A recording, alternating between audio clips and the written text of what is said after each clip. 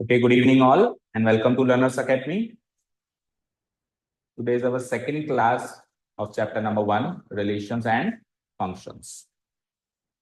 Didi, come fast. हो गए exams? चलो बैठो, यहाँ आ जाओ.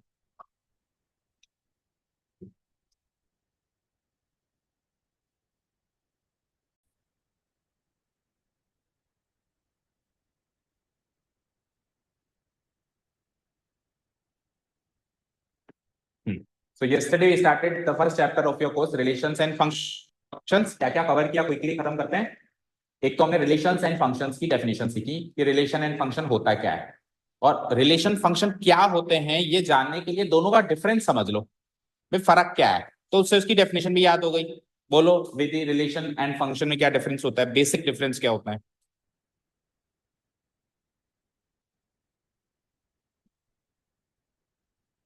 दैट्स इट, ये एक डिफरेंस है. Any other difference? ये आपने सही बोला कि हर एक प्री इमेज की एक यूनिक इमेज होनी चाहिए कोडोमेन सेट के अंदर. But what about any other difference? एक डिफरेंस और है, आप बताओगे? हाँ, ए मत बोलो, डोमेन बोलो. जरूर थोड़ा वो ए हो, एक्स भी हो जाएगा कभी कभी, है ना. हाँ, वो तो उन्होंने बता दिया कि एक ही बनेगी. और दूसरा बताओ. एक डिफरेंस तो उन्होंने बता दिया कि हर एक ही इमेज बननी चाहिए, एक ही इमेज बननी चाहिए, यूनिक इमेज जो का जो कॉन्सेप्ट है हमने सीखा था. उसके अलावा एक डिफरेंस और है, आप बता सकते हो? निष्का, निष्का नाम है ना. हाँ, आप बता सकते हो सेकंड डिफरेंस?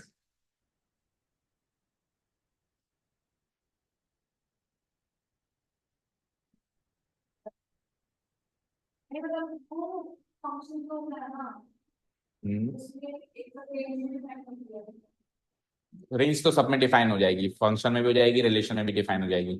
ये डिफरेंस नहीं हुआ रिलेशन एंड फंक्शन का. डोमेन सेट में हर एक एलिमेंट की इमेज बननी चाहिए, कोई छूटना नहीं चाहिए. चाहे से कोई डोमेन सेट में छूट जाए, बट डोमेन सेट में जितने भी एलिमेंट्स हैं सबकी इमेज बननी चाहिए. जबकि रिलेशन में ये कोई कंपल्शन नहीं होता. ये कंपल्शन किसमें होता है? फंक्शन में. Each element of domain set has a unique image in A codomain. एक किसी लाइन है बस, वो याद कर लो, रिलेशन फंक्शन का डिफरेंस समझ में आ जाएगा. क्या? ईच एलिमेंट, ईच वर्ड लगा दिया ना तो अब सबकी बनेगी और एक ही बनेगी. Each element in the domain set should have a unique image in the codomain set. That's it. वो रिलेशन क्या बन जाएगा? फंक्शन बन जाएगा. समझ गए? क्लियर है? ये डिफरेंस है रिलेशन फंक्शन का. उसके बाद फिर हमने टाइप्स ऑफ रिलेशन से स्टार्ट किया था कल. तो कौन कौन से टाइप हमने खत्म कर दिए कल? एक था एम्प्टी रिलेशन, फिर था universal relation, and the third one was reflexive relation. Right? ठीक है, ये तीन टाइप्स ऑफ रिलेशन हमने कल खत्म कर लिए. ठीक है, जो पहली एक्सरसाइज है विधि, वो टाइप्स ऑफ रिलेशंस पर बेस्ड है. किस पर बेस्ड है? Types of relations. रिलेशंस के टाइप्स, और वो पता करना भी कौन सा रिफ्लेक्सिव है या नहीं, यूनिवर्सल है या नहीं, क्या करें रिफ्लेक्सिव बन जाए, क्या नहीं करें रिफ्लेक्सिव ना बने. ये सारी बातें पहली एक्सरसाइज में है. राइट? तो उसमें हमने तीन तरीके के रिलेशंस पढ़ लिए हैं. फटाफट से रिकॉल करते हैं. बताओ एम्प्टी रिलेशन क्या होता है? कार्टेशियन प्रोडक्ट में से एक भी ऑर्डर्ड पेयर, यानी रिलेशन खाली है, एम्प्टी है, एक भी ऑर्डर्ड पेयर नहीं है. Relation set is empty. अच्छा, रिलेशन सेट के जो ऑर्डर्ड पेयर्स होते हैं वो कार्टेशियन प्रोडक्ट से ही तो सेलेक्ट होते हैं. तो सारे के सारे कार्टेशियन प्रोडक्ट में रह गए, कोई भी नहीं आया यहाँ पे रिलेशन सेट में. यूनिवर्सल में सारे आ गए. उल्टा है, यूनिवर्सल में सारा का सारा कार्टेशियन प्रोडक्ट, पूरी की पूरी बारात सेलेक्ट होकर यहाँ आ गई. रिलेशन ही कुछ ऐसा था कि सारे के सारे आ गए, तो वो है यूनिवर्सल रिलेशन. दोनों बड़े इजी हैं समझने में. बताओ डेफिनेशन, आप वीडियो से चेक कर लेना एक बार. ओके, रिफ्लेक्सिव रिलेशन कौन बताएगा? हाँ बताओ.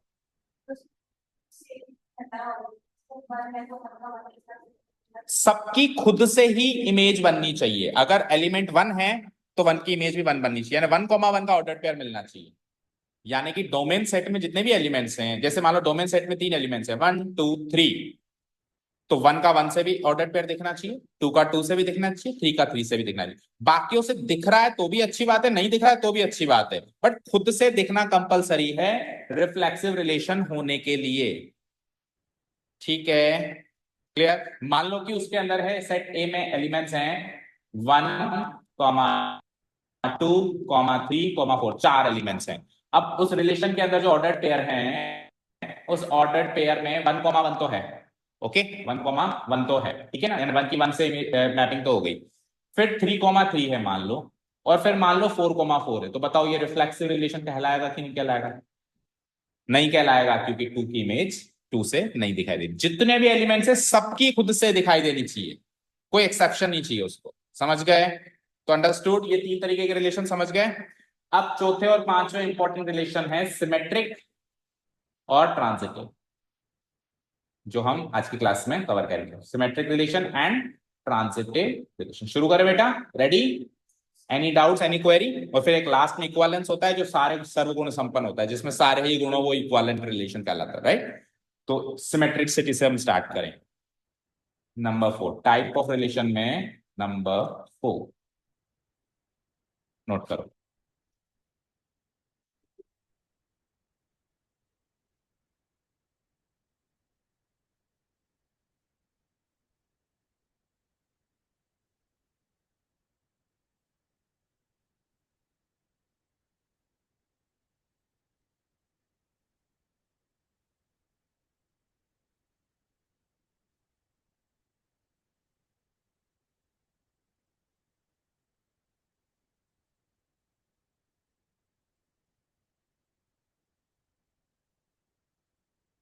लिखिए, स्क्रॉल करो। क्या लिखा? A relation R in A set A is said to be symmetric relation if, पहले लिख लो फिर समझाते हैं।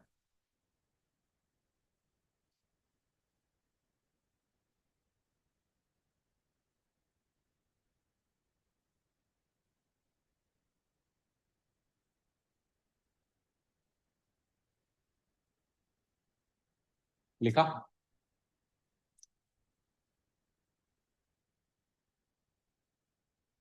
अब सुनो ध्यान से, लिखिए बेटा। अच्छा, यहां पे थोड़ा सा कंफ्यूजन ऐसे होगा, देखो आर का मीनिंग रिलेशन से भी होगा और आर का मीनिंग रिफ्लेक्सिव से भी होगा। ठीक है, रिफ्लेक्सिव को भी अपन शॉर्ट में आर ही लिख देंगे कई जगह, है ना। और आर का मतलब रिलेशन से भी होता है, तो समझ के चलना है कहाँ पे रिलेशन है, खुद को आइडेंटिफाई करना पड़ेगा, राइट? ठीक है, यहाँ पे तो ऑब्वियसली ये रिलेशन है ना, ए कोमा बी उस रिलेशन सेट के अंदर है। समझ गए? अब सुनो क्या कह रहा है। अगर ए कोमा बी नामक ऑर्डर्ड पेयर किसी रिलेशन सेट में दिखाई दे रहा है, तो उसका उल्टा बी कोमा ए बी उसी रिलेशन सेट में दिखाई देना चाहिए। अगर ऐसा है तो वो रिलेशन सिमेट्रिक रिलेशन है, अदरवाइज नहीं। और ऐसा हर एक, फॉर ऑल, इसका मीनिंग क्या होता है? For all. ऐसा हर एक ए कोमा बी के लिए लागू होता है। अब ए कोमा बी का मतलब ये थोड़ा नहीं कि ए कोमा बी मिलेगा। ए कोमा बी का मतलब कोई भी दो हमको एलिमेंट के ऑर्डर पेयर मिलेंगे, जैसे 1,2 मिल गया, 1,3 मिल गया, 1,7 मिल गया। जैसे 1,7 मिल गया तो 7,1 भी चाहिए, 1,3 मिल गया तो 3,1 भी चाहिए, 1,5 मिल गया तो 5,1 भी चाहिए। हर एक का उल्टा फुल्टा मिलना चाहिए, हर एक का उल्टा फुल्टा उस रिलेशन सेट में मिलना चाहिए। एक का भी मिसिंग है तो वो सिमेट्रिक नहीं है। चलो मैं एक एग्जांपल देता हूं, आप चेक करना कि वो सिमेट्रिक है या नहीं। Okay, relation are equal to, एक ऑर्डर पेयर लिया मैंने 1,2, फिर ले लिया मैंने 1,3, 3,1, 2,2। चेक करो फटाफट, क्या ये सिमेट्रिक है?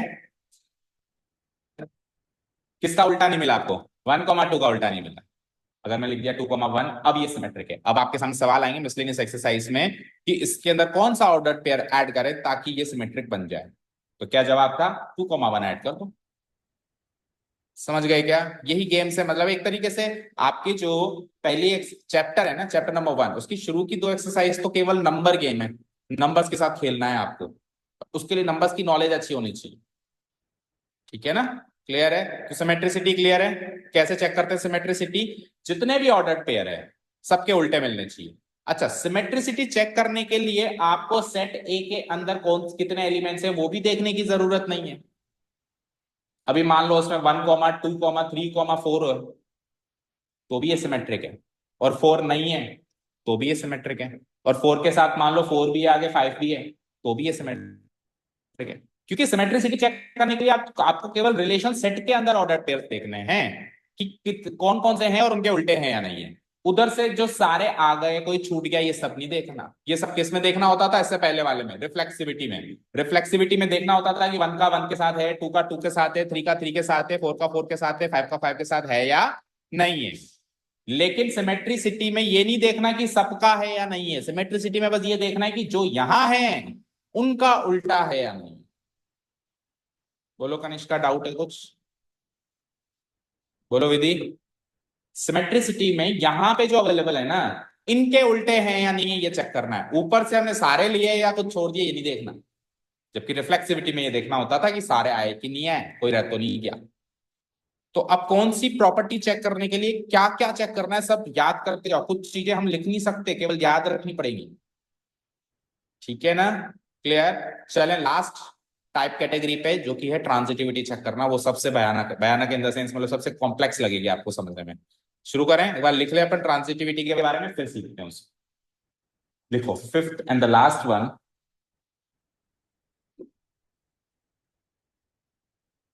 a relation R in the set A is said to be a transitive relation. Read कर देता हूं अगर कुछ समझ नहीं आया तो। Relation R in the set A is said to be a transitive relation if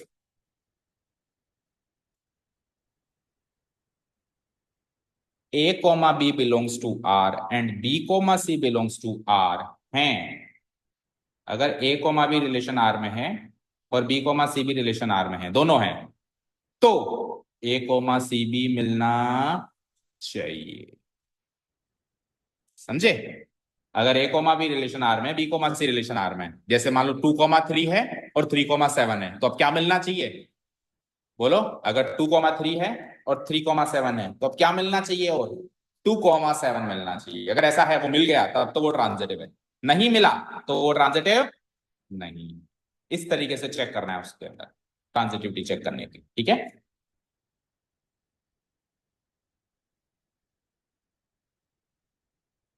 okay. अब मेरा सवाल सुनना सारे बच्चे ध्यान से। अगर A, B R में है, R बोले तो रिलेशन सेट में है, और B, C है, तो एक तरीके से B से B काटा आपने, मतलब ये जहां पे खत्म हो रहा है वो वहां पे शुरू हो। समझे?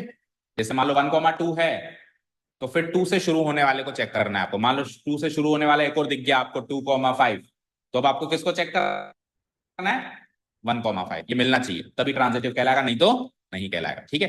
तो सवाल ये है कि अगर A, B है और B, C है, तब तो आप चेक कर रहे हो A, C है या नहीं। पर अगर A, B है और B, C है ही नहीं, तो अब चेक किसको करोगे? और चेक नहीं कर पा रहे हो तो रिलेशन को ट्रांजिटिव मानोगे या नहीं मानोगे? किसको? नहीं। ट्रांजिटिविटी क्या कह रही है कि एक ऐसा ऑर्डर्ड पेयर जो जहां खत्म हो रहा है और दूसरा ऐसा ऑर्डर्ड पेयर वो वहीं से शुरू हो, ऐसे दो ऑर्डर्ड पेयर मिल जाएं, तब आपको इसको इससे काट के A, C वाला ऑर्डर्ड पेयर भी ढूंढना है। और मिल जाए तो ट्रांजिटिव को टिक मार्क करना है कि हाँ साहब रिलेशन ट्रांजिटिव है। ठीक है? लेकिन अगर ये मिले ही नहीं तो फिर आपको A, C को नहीं देखना। तो फिर आपको फिर किसको देखना है? और देखना है, नहीं मिला, चेक नहीं हुआ, तो फिर आप ट्रांजिटिव है या नहीं है ये बताओ। ये यस करोगे कि नो करोगे? जैसे रिफ्लेक्सिविटी के लिए यस या नो का डिसीजन कैसे होता है? सबका सबके साथ ऑर्डर पेयर मिलना चाहिए। एक का भी मिस हो गया तो कह दोगे no it is not reflexive. सबका मिल जाएगा कह दोगे यस इट इज रिफ्लेक्सिव।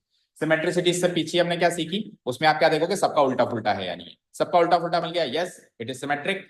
अगर एक भी मिस हो गया no it is not symmetric. ऐसे ही करोगे। अब ट्रांजिटिव है या नहीं है उसको चेक करने का तरीका क्या बताया गया है कि आपको एक ऑर्डर्ड पेयर नहीं देखना, आपको दो ऑर्डर्ड पेयर देखने। दो कैसे देखने? जो जहां खत्म हो रहा है अगला वहीं पे शुरू होना चाहिए, ऐसा ऐसा पिक करना है उसमें से। दिख गया? दिखने के बाद फिर आपको अब A, C भी देखना है, ये भी मिलना चाहिए। यानी ये दो है तो तीसरा भी मिलना चाहिए। अगर मिल जाए तो ट्रांजिटिव है, नहीं मिले तो कह देना कि नहीं है। लेकिन मान लो ये दो ही नहीं मिले, या इनमें से या तो ये मिले या वो मिले, भाई ये दो मिले तो तीसरा चेक करोगे ना, बट इन दोनों में से एक ही मिले, या तो ये मिले या वो मिले, तो फिर चेक किसको करें? सवाल एक ये हो गया। तो आप क्या कहोगे, सब चेक ही नहीं करेंगे, सही बात है, जब मिला ही नहीं तो कैसे करेंगे। सवाल नंबर दो ये है कि अब ट्रांजिटिव है या नहीं है, रिलेशन को ट्रांजिटिव मानोगे या नहीं मानोगे, ये सबसे बड़ा सवाल है। उसकी ट्रांजिटिविटी प्रॉपर्टी पास हुई या फेल हुई ऐसे केस में, जब दोनों में से कोई एक ही मिला? फेल हुई। आपके हिसाब से रिलेशन ट्रांजिटिव नहीं है? आपके हिसाब से नहीं है? है। जब बच्चे का एग्जाम ही नहीं लगा तो बच्चा पास। ऐसा किसने सिखाया था पता है? कोरोना काल में। ठीक है। कई सारे बच्चे ना जिनके एग्जाम नहीं लगे तो पास। आप तो छोटे ही रहे होंगे उस टाइम, 5th 6th क्लास में, लेकिन जो बोर्ड एग्जाम्स वाले बच्चे थे उनको मजा आ गया था ना। एग्जाम नहीं लगने का मतलब क्या होता है? पास। जब टेस्ट ही नहीं लिया बच्चे का तो आप उसको फेल क्यों कहोगे? तब आप उसको पास कहोगे। तो अगर ए कोमा बी और बी कोमा सी में से कोई एक मिसिंग है तो एक तरीके से टेस्ट लग ही नहीं पा रहा है। जब जब टेस्ट नहीं लग पाए तब तब वो प्रॉपर्टी पास मानी जाएगी। बस यहीं पे आके आपसे गलती होगी। जब दोनों मिल जाए तो आप फटाफट से चेक कर लोगे, लेकिन दोनों में से कोई एक मिले और दूसरा नहीं मिले, तब आप चेक नहीं कर पा रहे हो, तो उस केस में आप ये मत कहना कि ट्रांजिटिव नहीं है, आप क्या कहोगे, yes the relation is transitive. बोलो समझ आया? ठीक है। एग्जाम्पल लें? एग्जाम्पल लेंगे तो थोड़ी क्लियरेंस आएगी, ले लें? रेडी? ओके, यहां तक नोट डाउन तो कर लिया आपने सभी ने?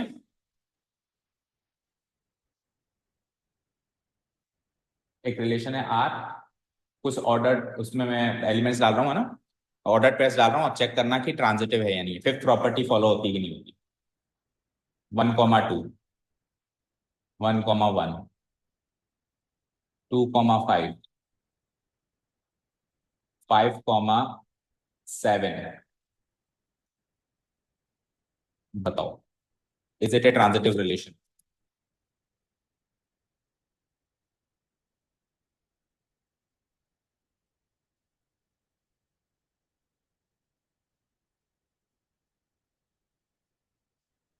है? नहीं है? क्यों नहीं है? बेटा ए और सी थोड़ा ना दिखेंगे, उसकी जगह वो नंबर्स दिखेंगे ना। वो ऑर्डर पेयर बताओ ना कौन सा नहीं है। 1 और 5, 1,5 विधि। 1,2 दिखा? 2, मैंने ऐसे थोड़ा ना साथ में बैठे रहेंगे, ऐसे थोड़ा ना कहा मैंने कि साथ में बस वो मिला के देगा कि दे लो चेक कर लो, पर उसके थोड़ा ना देगा। पूरे रिलेशन में चेक करो बेटा, ये 2 से खत्म हो रहा है तो 2 से शुरू होने वाला कोई और ऑर्डर पेयर तो नहीं है, है ना? है ना? तो फिर 1,5 भी चाहिए ना, कहाँ है?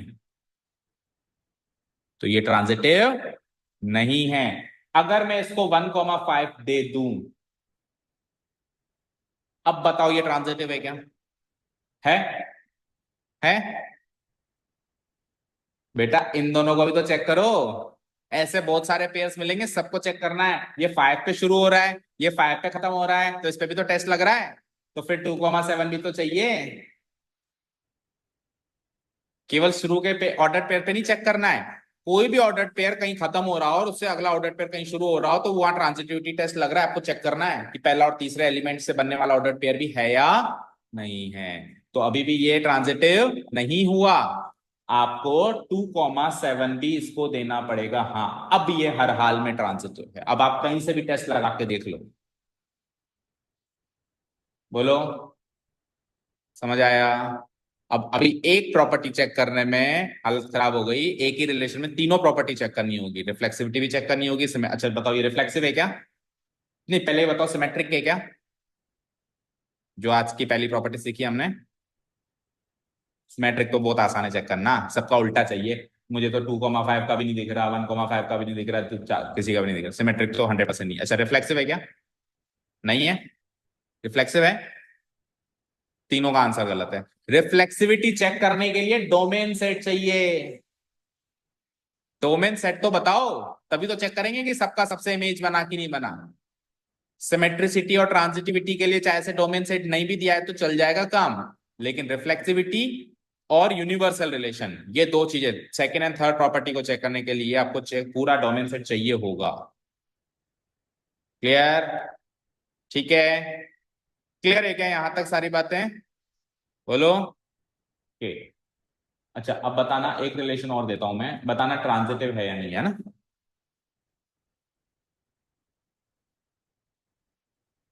1,1, 2,3, दैट्स इट।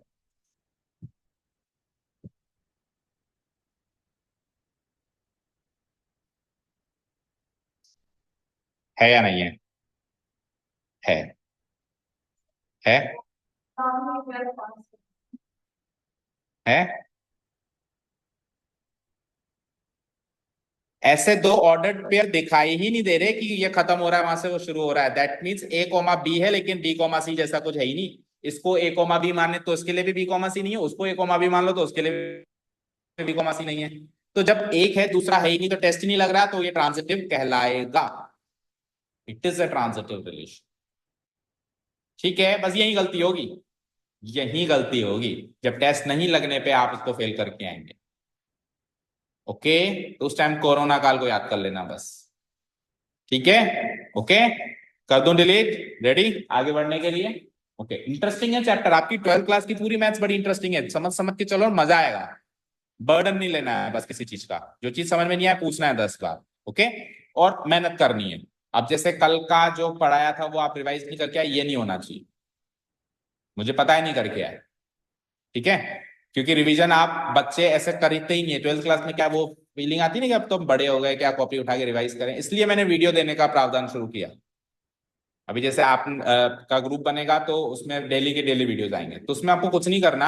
आपको जो वीडियो प्ले करके छोड़ देना है, जैसे नहीं अपन वो गाना गुनगुनाते हैं चलता रहता है, अपन अपना काम करते रहते हैं, कानों में आवाज बस टकराती रहती है। तो वो कानों में बस आवाज टकराएगी ना, उसको 2x स्पीड पे सेट कर दो, 1.5 स्पीड पे सेट कर दो, तो 1 घंटे की क्लास आधे घंटे में खत्म हो जाएगी। और अपना कुछ भी काम करते रहो, जैसे खाना ही खाते रहो, कुछ भी करते रहो, तो कानों पे जब टकराती रहेगी ना वो सब रिवाइज होता है। ये डेली बेसिस पे करना पड़ेगा, डेली क्लास। तभी तो आज आप रिलेशन एंड फंक्शन में डिफरेंस नहीं बता पाए, जबकि कल बिल्कुल क्लियर कट बताया था। रिवीजन नहीं था, ये नहीं होना चाहिए, डेली का डेली रिवीजन होना ही चाहिए। बस इतना कर दो, बाकी मैथ्स बड़ी आसान है। ठीक है। ओके। यस। अब इक्वालेंस रिलेशन, जैसा कि मैंने कहा तीनों गुण चाहिए उसको, रिफ्लेक्सिविटी भी चाहिए, सिमेट्रिसिटी भी चाहिए और ट्रांजिटिविटी भी चाहिए। लिखो 6 नंबर, प्रॉपर्टी कह लो या टाइप्स, कैटेगरी कह लो उसकी। वैसे तो ये कैटेगरी है ना, टाइप्स ऑफ रिलेशंस पढ़ रहे हैं हम, है ना, लेकिन मैं इसको प्रॉपर्टी कहता हूँ, ये इसकी property.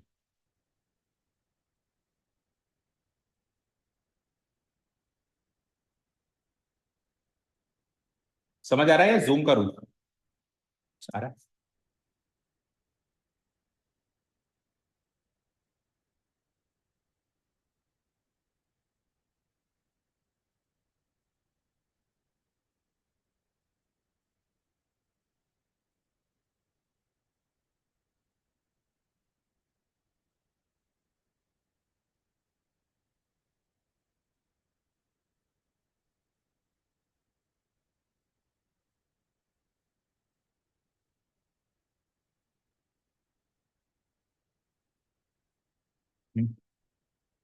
Given conditions, all the above given condition, a relation R in a set A, in A set ए का मीनिंग बता चुका है कल भी विधि। इन ए सेट ए का मतलब होता है ए से ए पे डोमेन भी ए है और कोडोमेन भी ए।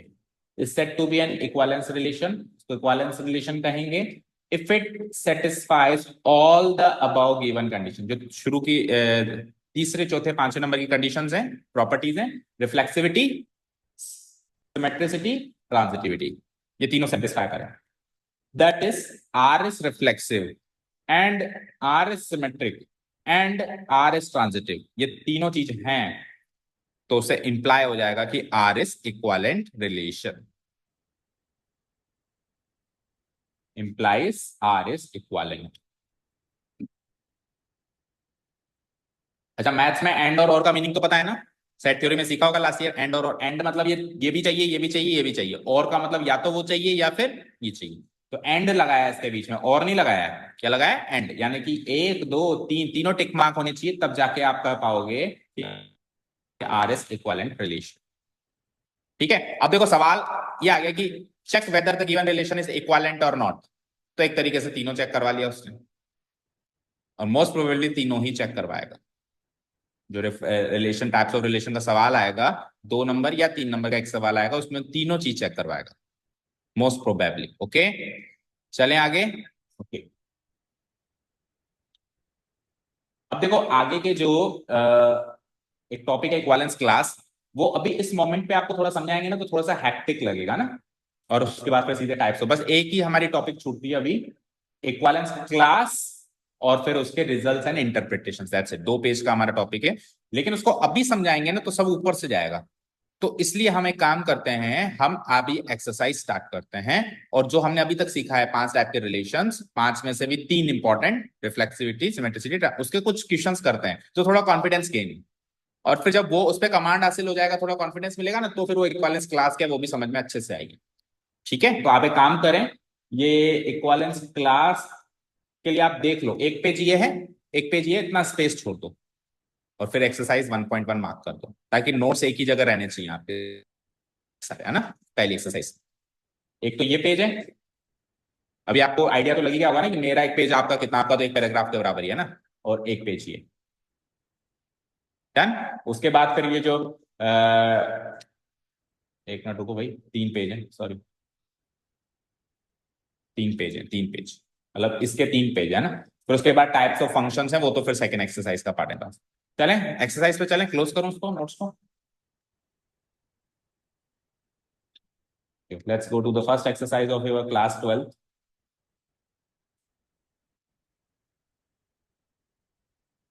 हम एक्सरसाइज के सारे क्वेश्चंस करेंगे, बट हम एग्जाम्पल्स नहीं कर पाएंगे क्योंकि टाइम की कमी रहती है, तो आपको अपने आप से करने हैं। जैसे हमने पहले एक्सरसाइज कर रहे हैं, तो आपका दायित्व बनता है कि आप एग्जाम्पल्स भी साथ के साथ घर जाके करते रहें, एक्स्ट्रा क्वेश्चंस मानते हो, और उसमें कुछ डाउट्स हो तो हैंड टू हैंड पूछते रहें। अगली क्लास में पूछ लिया, चलते फिरते पूछ लिया, क्लास के बाद, क्लास से पहले पूछ लिया कि सर ये एग्जाम्पल में ये समझ में नहीं है, तो उससे गो थ्रू, मतलब स्मूथली कोर्स चलता रहेगा, है ना, बैकलॉग नहीं बढ़ेगा आपका। Exercise number 1.1, question number 1, start करें, रेडी। ओके, क्वेश्चन इज, जैसा कि मैंने कहा, क्वेश्चन का पैटर्न बिल्कुल ऑब्वियस है कि आपको चेक करना है कि रिफ्लेक्सिव है, सिमेट्रिक है या ट्रांजिटिव है, और फिर आपको रीजन भी बताने हैं कि क्यों तो रिफ्लेक्सिव है, क्यों सिमेट्रिक है, क्यों नहीं है, क्यों ट्रांजिटिव है, क्यों नहीं है। ओके, अच्छा, अब कोई रिलेशन अगर रिफ्लेक्सिव है तो कैसे नोट्स, मतलब प्रेजेंटेशन करना है अपने को सवाल का, नहीं है तो कैसे करना है, सिमेट्रिक है तब कैसे करना है, नहीं है तब कैसे करना है, सारी चीजें हमको सीखनी पड़ेगी। तो अगर कोई रिलेशन रिफ्लेक्सिव, सिमेट्रिक या ट्रांजिटिव नहीं है, तो नहीं साबित करने के लिए आपको एक क्रॉस एग्जाम्पल दे देना है, बस क्या दे देना है, क्रॉस एग्जाम्पल। भाई सर ये देखो 1,2 है लेकिन 2,1 नहीं है, ये लो भाई सिमेट्रिक नहीं है। ये देखो सर सेट ए में 1 2 3 4 5 है, लेकिन 1,1 तो मिल गया, 2,2 तो मिल गया, 3,3 तो है ही नहीं, रिफ्लेक्सिव भी नहीं, तो ये क्रॉस एग्जाम्पल दे देना है, मतलब किस कारण से आपने पहचाना कि वो रिफ्लेक्सिव नहीं है।